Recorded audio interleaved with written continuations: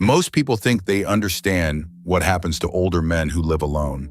Most of what they believe is wrong. They imagine a quiet life, predictable, maybe a little lonely, but stable. That's the version people are comfortable believing. What they don't understand is what actually changes over time. Because living alone for years doesn't just change a man's lifestyle. After enough years, it starts to reshape who he becomes. It changes how he thinks, what he tolerates, and what he refuses to go back to. Some men become sharper, calmer, almost unshakable. Others slowly lose structure, drift through their days, and don't even realize it's happening. And most people never notice when that shift begins. This is not about whether being alone is good or bad. This is about what really happens to a man after years of it. Because if you stay long enough, you don't just end up alone, you end up becoming something. What most people don't understand about that first night alone. There are nights when the house feels larger than usual. You walk back into your own space and the quiet hits harder than expected. And for a moment, you almost reach for someone you already know is wrong. That sense of loneliness is real, and it does not fully disappear with time. And this is where most people misunderstand what's really happening. That's when the instinct kicks in, the urge to reach for the nearest source of validation. They crave the sweetness of empty flirtation, even when they know it carries no weight. They trade long-term stability for a few hours of relief. He doesn't reach for relief, and that's the part most people never see. The hardest part is not sleeping alone. The hardest part is knowing that one nod, and there would be a woman in this room tomorrow night, and choosing not to, because he knows one impulsive call can undo what took time to build. Marcus was 52 when his divorce finalized. The first Sunday after his children went back to their mother's house, he sat at the kitchen table longer than necessary, staring at two empty chairs. He almost called someone he had already learned the hard way about. Because in that moment, wrong still feels better than empty. His thumb hovered over her name. Then he put the phone face down on the table. That was the night he understood something simple. He wasn't lonely. He was withdrawing from a habit he had called love. And habits lose power when you stop feeding them. When a man can get through that night without reaching backward, he keeps his future intact. One call could have pulled him back 3 years. One pause moved him forward. Loneliness becomes quieter over time. But the wrong choice stays loud for years. And most men learn that lesson the expensive way. Why his time either builds him or breaks him. Most people think a man who lives alone has too much time, that his days are empty, repetitive, and a little aimless. What they don't see is what that time turns into. Left alone, that time either builds him or slowly turns against him. But if he does have structure, that same time turns into finished projects and real progress. That's the part most people never see. You can tell when a man is solid, even if he doesn't say a word. He stops letting his day slip away. Morgan used to cancel workouts because someone wanted to talk things out. It is funny how the problem is always traffic, never the alarm clock. 3 years single, he hasn't missed a single Monday session. From the outside, it just looks like routine. His shoulders are broader now, but that isn't what changed. What changed is that he no longer makes excuses for himself. If you respect that kind of quiet consistency, press like, not for me, but as a reminder to yourself. Why some men build while others drift. Most people think single men are all going through the same phase. From the outside, it looks like they're all just waiting for something better. What they don't understand is that they are moving in completely different directions. Some drift, others build. He doesn't chase weekends, he protects them. Building a life doesn't look impressive at first. It looks like getting up early and showing up when no one is watching. To anyone watching, it looks like nothing is happening. But over time, Those small choices become the part of him that doesn't break under pressure. Ethan thought he was just taking a break after everything fell apart.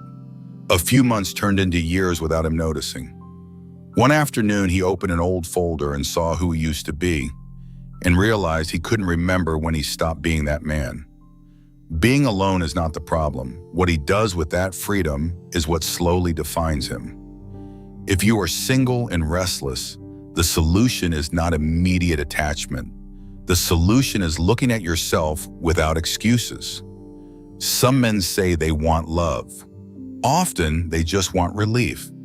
And most people can't tell the difference. There are nights when his body remembers the warmth before his mind remembers why he walked away. He can still feel where she used to rest, like it hasn't fully let go. Relief is cheap. That's what most people chase without realizing it. Strength costs more. Be honest with yourself. Are you building or just looking for relief right now? Why self-control is harder than it looks. Most people think living alone makes things easier. No conflict, no pressure, no one to deal with. What they don't see is what replaces all of that. When life gets hard, he cannot blame a partner for his frustration. He cannot expect someone else to calm him down. He must learn to manage himself, because there is no one there to soften the consequences if he doesn't. His health, his schedule, all of it is on him. That is where the real test begins, not in public, but in the small private moments no one sees. And yes, sometimes that means standing in the kitchen after dinner, staring at the sink, knowing it needs to be cleaned, and still wanting to leave it for tomorrow. Or sitting on the couch, knowing he said he would get up and do the work and choosing not to move. No one sees that moment. No one steps in. The real opponent is not the situation. It is the part of him that chooses comfort over growth. And that voice always sounds reasonable when he's tired. He doesn't give in, not because he feels strong, but because he's tired of repeating the same regret. And peace is addictive once you taste it. At first, saying no to yourself feels heavy. Later, it feels like freedom. You sleep better and you begin making decisions without constantly looking for approval. Why going back costs more than most men expect? Most people think once a man rebuilds his life, the hard part is over. What they don't understand is how often he is tested to go back. A charismatic person enters their life. Chemistry resurfaces. The attention feels flattering. Old instincts awaken. But something inside hesitates. He remembers the financial compromises that slowed his progress. He remembers that her angry demands always came with a price. He knows from experience that strong attraction without shared values usually ends the same way. She may be stunning. He leaves anyway, even when part of him wants to stay, because no one gives a man back his time. Ronnie met someone magnetic at 63. The attention felt intoxicating. For a moment, he told himself this time would be different. For a week, he felt 20 again. Then his knees reminded him he was not. He noticed the same dynamics he had survived 15 years earlier. This time, he walked away before the loss began. That decision required him to give up novelty. Excitement fades. Alignment lasts. Marcus Aurelius once wrote, "You have power over your mind, not outside events. Realize this and you will find strength." He could not control who walked into his life. He could control who stayed.